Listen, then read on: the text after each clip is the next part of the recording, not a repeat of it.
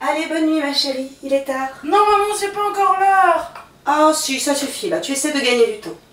Mais j'ai pas envie de dormir maman. Ma chérie, il est tard, on éteint la lumière. Non maman, attends maman. C'est quoi la lumière?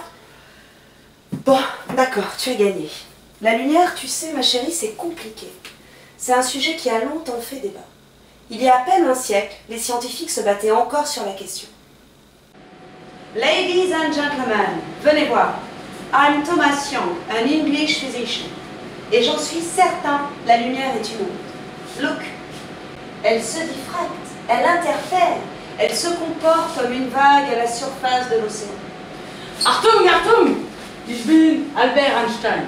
N'écoutez pas ce charlatan anglais. Moi, je vais vous le dire, la lumière est composée de particules que l'on appelle les photons. Et je les ai mises en évidence grâce à mon expérience sur l'effet photoélectrique. Voyez-vous, lorsque des photons arrivent sur un métal, par exemple, ils peuvent percuter les électrons et les mettre en mouvement, comme des boules de billard. C'est donc une particule. Non, c'est une onde. Mais non, c'est une particule. Bah, c'est une onde. Et j'ai toujours raison d'abord. Puisque je vous dis que c'est une particule, C'est et j'aurai le prix Nobel pour ça. Arrêtez.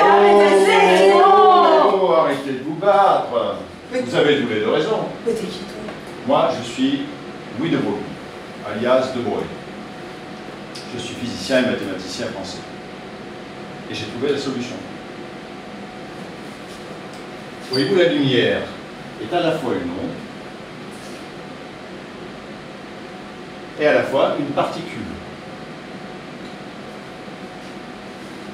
Lorsqu'elle passe par une fente, ou tout obstacle de dimension réduite, elle se comporte comme une onde et se diffracte. Le modèle ondulatoire que tu as élaboré au XIXe siècle, Thomas, est donc correct. Mais dans d'autres situations, elle peut se comporter comme une particule. C'est le cas de l'expérience de l'effet photoélectrique que tu as très bien décrit, Albert, en 1905. Je puis même vous dire que la matière possède aussi une nature ondulatoire. À condition bien sûr que la masse de la particule soit très petite. C'est le cas par exemple des électrons. Lorsque l'on envoie un faisceau d'électrons, c'est-à-dire une très grande quantité d'électrons sur des formes U, qu'est-ce qu'on observe? On observe une figure d'interférence, comme pour une onde. J'ai résumé tout ça dans le principe de dualité onde-corpuscule. Et pour lier la nature corpusculaire et ondulatoire de cette particule, j'ai établi la relation suivante. Lambda, longueur d'onde de l'onde de matière, égale H sur P, où H est la constante de Planck, et P est la quantité de mouvement de la particule. Cette relation montre que vous avez tous les deux raison. Alors, serrez-vous la main. Je vais d'ailleurs appeler cette relation la relation de Broglie, ou de Broglie. C'est un peu prétentieux ça. Oui, mais que voulez-vous? Je suis français. Mais maman, ça veut dire que je suis à la fois une onde et une particule? Moi aussi je pourrais diffracter? Non ma chérie, enfin oui. On pourrait considérer que tu es une onde, mais dans ce cas-là, ta longueur d'onde serait tellement faible qu'il n'existerait aucun obstacle suffisamment petit pour que tu puisses diffracter.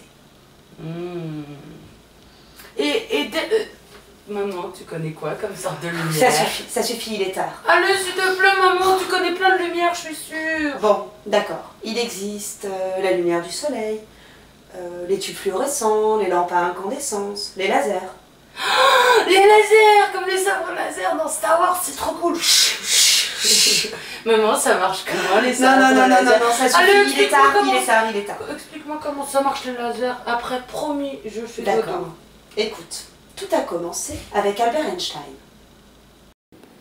Mesdames et messieurs, bonjour. Nous faisons des avancées scientifiques majeures en ce début du XXe siècle.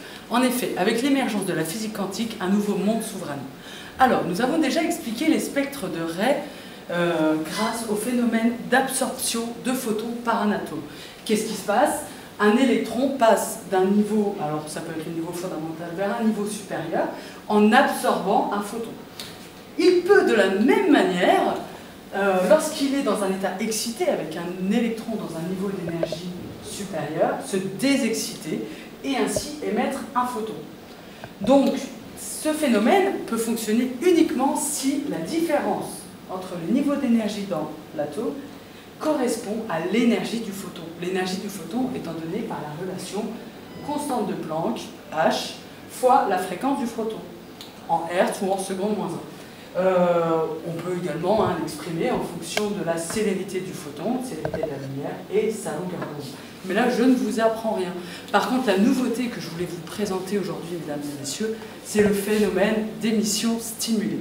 On pourrait se poser la question, qu'est-ce qu'il se passe lorsqu'un photon, qui a la bonne énergie, arrive sur un atome qui est déjà dans un état excité? Eh bien, figurez-vous que le photon incident va provoquer la désexcitation de l'atome, donc l'électron va passer au niveau d'énergie inférieure, et lors de cette désexcitation, deux photons absolument identiques seront émis. Ce seront des photons jumeaux, on dirait qu'ils sont cohérents, et ils auront exactement les mêmes propriétés. On peut imaginer amplifier ce phénomène dans une cavité optique, on piège au milieu de miroirs pour répéter le phénomène un grand nombre de fois, et on pourrait ainsi faire sortir un faisceau qui serait alors monochromatique, directif, cohérent, mais également très puissant. Monsieur Einstein, comment pensez-vous qu'on appellera cette invention et à quoi servira-t-elle?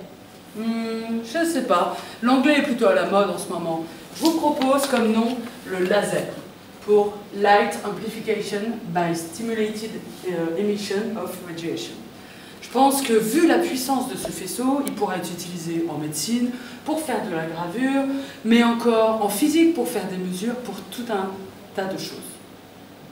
Merci, monsieur Einstein. Et tu vois, ma chérie, Albert Einstein avait raison. Dans les années 50, on a fabriqué le premier laser, comme l'avait prédit Einstein. Merci maman, j'ai tout retenu, je vais tout apprendre. Et plus tard, je serai une grande scientifique, même que je serai la première femme à avoir un prix Nobel. Tu verras maman, je vais réussir. Ah, je n'en doute pas, ma petite Marie. Allez, bonne nuit, fais de beaux rêves. Bonne nuit maman. Bon allez, ma chérie, il est tard, il faut éteindre. Attends. Excuse-moi, c'est nul. J'ai un peu trop de poitrine pour une petite fille. Très précoce. J'ai trouvé la solution.